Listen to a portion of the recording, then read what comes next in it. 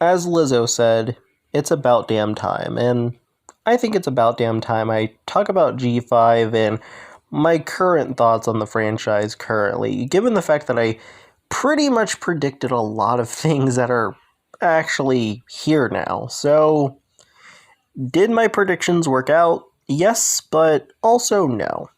Yes, because they're true, but no in execution.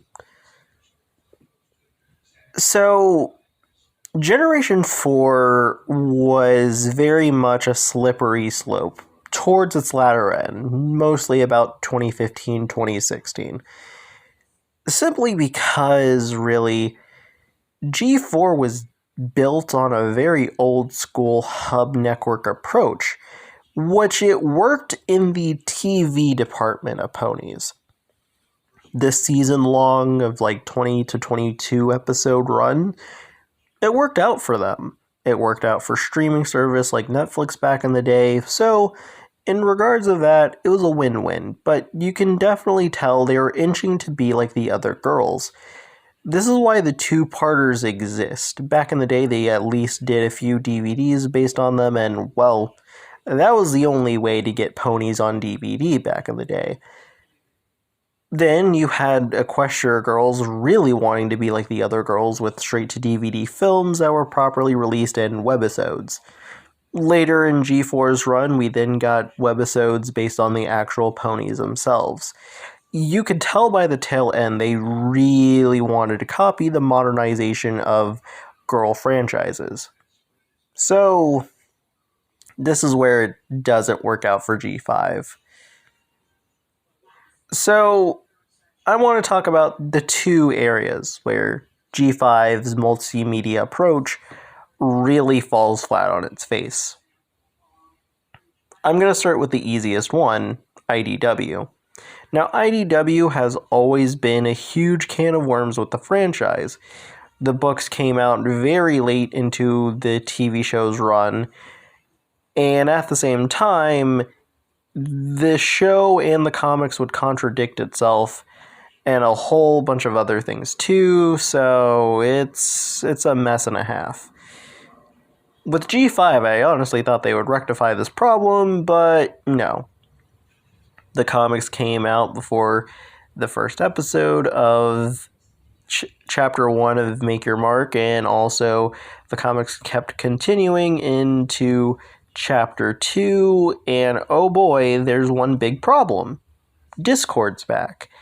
And because of that, that just, that doesn't work out because, like, not once during Pip while she was making her cute Paramore-style song, that's also kind of like Good For You by Olivia Rodrigo. Not once during that she went, oh man, we should probably stop Discord, but not right now, I'm making a banger. You know, not once did that happen, and because of that, well, that just causes a whole bunch of problems, and honestly, I feel like a character like Discord should honestly be in the animation and not relegated to these comics. So, there's that. Now, in terms of the other area of the franchise, you have Tell Your Tale, and oh boy, that is a huge problem. There is no sense of continuity or either of the people who run all of the animation and things like that. These stories are not connecting, like, at all whatsoever. By the time you get to the animated stuff, the CGI Make Your Mark stuff, it shows a bunch of problems. Like, for example, the new Holiday movie. Like, they introduced the Mirrorstream a week before the Holiday movie came out. But the Holiday movie kind of just, it reintroduces the concept again, and then they renamed the Mirrorstream. It's a mess. Then you have, I forgot the episode, I just call it the trash episode because of Izzy's banger song. That episode has Izzy making Sunny's lantern, but in that episode she has her little crafting motorcycle. That motorcycle doesn't appear until episode 1 of Make Your Mark Chapter 2. Like, what is going on? So, yeah, their multimedia approach is just god awful, and I really hope by season 2, and I literally mean season 2 because all of these like chapter stuff, this is all just season 1. Like, there's just no hiding it. So I hope by season 2 and year 2 of the brand, I really hope they get their act together, because G5 right now, in the position that it's in, it's going through a lot of growing pains. I think growing pains is the best way I could describe G5 currently speaking, but there's a lot of it I like. I still like the movie, and I like a lot of the episodes. Even Tell Your Tale, because with Tell Your Tale, I could just kind of just roll with the punches. Like, I like watching Cute Little Ponies on a Thursday. Even with its contradictions, I still have fun. Some episodes are better than others, but, it is what it is for me. In terms of the series, I gotta be honest. I didn't want another My Little Pony: A New Generation approach to writing. And that's simply because Sprout as a character is very much on thin ice. Same with Phyllis. I still like Sprout as a character. Don't get me wrong. And my opinions on the movie, which are still up on my channel, they still hold up. However, I knew that there was going to be some problems. And I think I mentioned that. I think I mentioned that it's a very much a double-edged sword situation, because on one end of the spectrum, it's very much of like a movie about a parent being a bigot, and she places those ideologies onto her child, and then because of that, she fucks around and finds out what happens. And in my opinion, if you're gonna make a family movie, hey, you know what? If you're gonna make a message like that, hey, I don't care if you gotta pull some punches, or not pull punches. I should probably say that. I think I corrected myself on the better terminology there.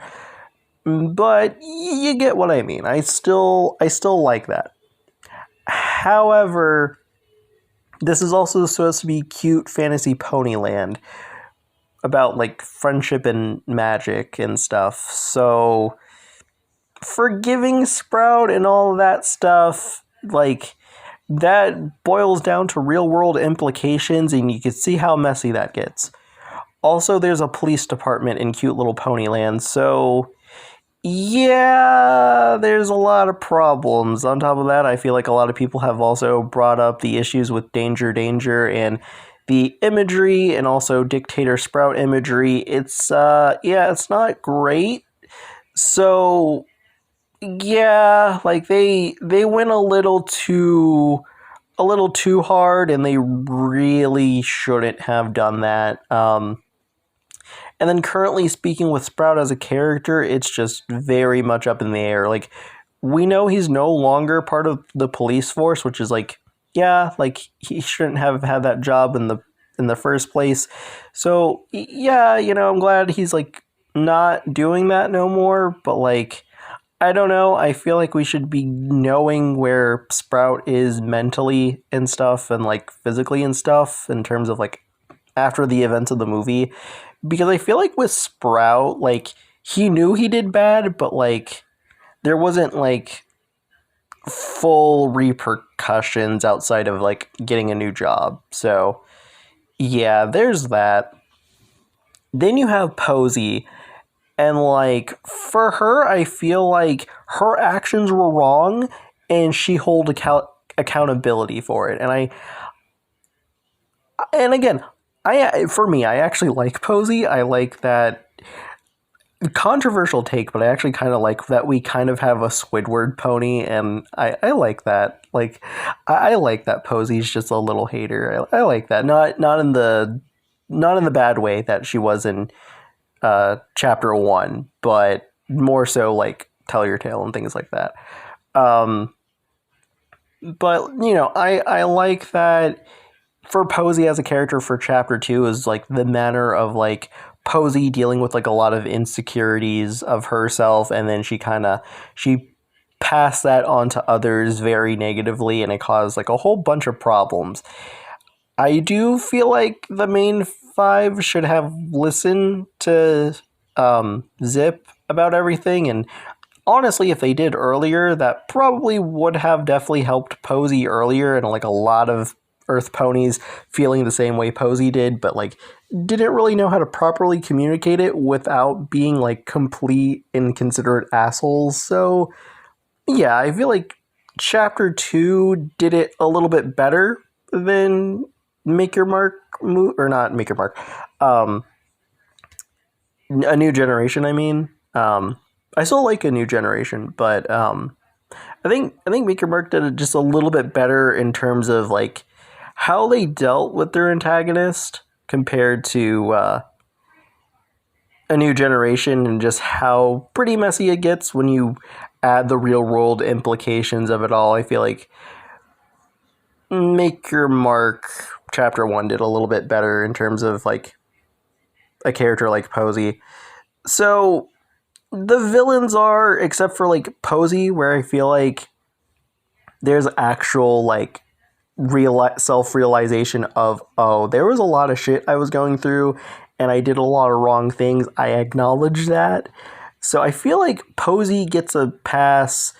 Sprout's more of a slippery slope characters in terms of implications and just kind of really not doing anything with his character right now. So I feel like Sprout had good intentions, but there's a lot of problems when you kind of just add the real world implications. So it's just Sprout had the right idea but was messy.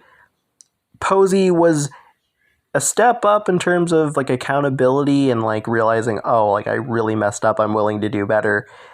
So Posey, step in the right direction. And it does have like a lot of the problems that Sprout has, but I feel like it happened in the matter of one day. Or not like one day, but at least like maybe 3 days, maybe 2 at max. So like Posey doesn't have like the really bad implications that Sprout has, because like Sprout is like years, like accumulation of years until like Dictator Sprout. So like again, like it's a mess and a half, but Posey was like a little bit better. After that, I was like, can y'all not do any more of this like real world implication stuff? Because let me tell you, G4 had a lot of that problem towards its latter half, and it very trumbled, I don't know. I can't words today, but y'all get what I mean. They tripped over themselves. So now we have Opaline, and I fucking hate her. I cannot stand this motherfucker. I don't like her. I cannot stand her. This is like the worst character MLP has given us. And I'll say this. If I had to give her one good thing, is I honestly like that she represents everything wrong with like a lot of the implications of Generation 4 with how it's like only ponies get good treatment, and then like every other creature is viewed lesser. And like I like that Opaline has that mindset of like, nah, alicorns are the best. Y'all are lower. And I like that on paper. In execution, you just got this alicorn supremacist racist that took in a black-coated unicorn and is pretty much a narcissistic parent to this black-coated unicorn, and it's really fucked up. Like, already you have a character that's an alicorn supremacist, so that's a big yikes. Like, to some extent, I'd be okay with it, just a little bit, just a little bit, If it was a character that just thought that alicorns were superior and, she should rule Equestria, I'd be okay with that. I would be like, okay, you're on that slippery slope of the implications of Sprout again, but at least it's just one thing that makes it a little yikes.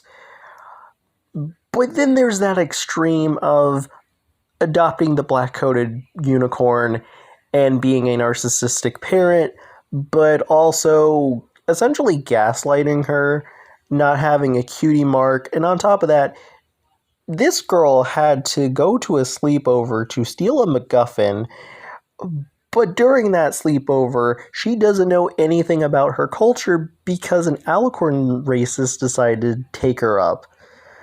Like, this is fucked up, and I cannot stand her. And then on top of that, I'm really not a fan of people saying that, like, Misty is, like, not a good character because, like, she has no character. And, like, I don't think people realize, like, the really bad circumstances this girl's under. Like, she's living under a narcissistic household where she isn't able to be a character. The girl's on thin ice between Opaline and the main five. Like, she's really struggling with, like, pony skills. She really needs, like, she needs to get out of that damn castle and become her own pony. She really needs it. And, I'm all for, and I'll say this, I'm all for Misty being part of the main six. I'm all for it. But I'll say this, they need to banish Opaline to the Shadow Realm, that one prison underground in G4 where they put a literal child in baby jail. Like, they really need to just not have this character anymore. Like straight up banish her, throw her somewhere, turn her to stone. I do not care. Because her existing causes more problems for more villains, because you can't, like, quite literally, you can't have a dictator pony without me questioning, okay, well, are there horrible real-world implications with the character you have created for the next villain? Doesn't help that they're also trying to make Opaline a Rita Repulsa villain. Like, you can't have that and have, alicorn supremacist and quite literally taking in a black-coated unicorn and gaslighting her. Like, all of that shit is just so goddamn messy. Like, as I said, Opaline was a mistake. Outside of my Opaline rant, I quite enjoyed G5. I like that it's about interpersonal relationships still, and, I like what it is. Again, it has its problems, and I'll say this. Season 1, year 1 of the brand, it has a lot of hardships. It's got a lot of rough patches. But through those rough patches, I see something that I enjoy. They really got to work on a lot of things, destroy Opaline, and that's it. That's all I really got about G5. I don't really think I'm going to talk about G5 in the future. I just kind of wanted to get this out. But yeah, G5 has problems, but here I am still enjoying the characters and the interpersonal relationships and just the main five just being fun. And that's what I'm here for. Also, I really like Sunny. Like, she isn't like she's like definitely in my top fave. Like, my number one is Pip, but I like Sunny. I really like her as a character. A lot of people, and I will agree, Sunny's biggest issue isn't the fact that she doesn't have a lot going for her. It's just that the writers just do not give her a lot. That, in my opinion, that's like the biggest issue. But I will say this, I do like that Sunny is just a she's just I like that she has her Earth pony roots. I like that. I like that she's an Earth pony with magical girl alicorn powers. I like that because like it really keeps Sunny the humble character we saw in the first film, and I like that she doesn't have any of that burden that Twilight had of being like the princess of blank. They might do that, but I like that we got to have episodes where, in my opinion, they honestly kind of called Twilight out a little bit, where like the citizens of Maritime Bay only gave a shit when Alicorn Sunny was talking, but if it was just Sunny talking, they wouldn't give a shit. And I like that because like if you think about it, like this would have happened with Twilight, but like G4 wouldn't really talk about that, but I feel like that shit would have happened and gone down, and I like that they had that type of episode, and like if that would have happened and Sunny didn't have her friends by her side, oh man, shit would have definitely gone downhill. But luckily she has that support system that really love and care for Sunny. I really like that episode, and I think that alone is why I like Sunny. And I already like Sunny in the movie and the other material, but like I don't know, like I just really like Sunny. I like that she's just a simple girl that's also a magical girl too, and I don't know, I think that's sweet. So yeah, I don't really have much to say. I just wanted to throw that Sunny bit in there, but yeah, this is a Pip Pedals Stan account, Pipsqueak Army. Yeah, that's it. I'm done.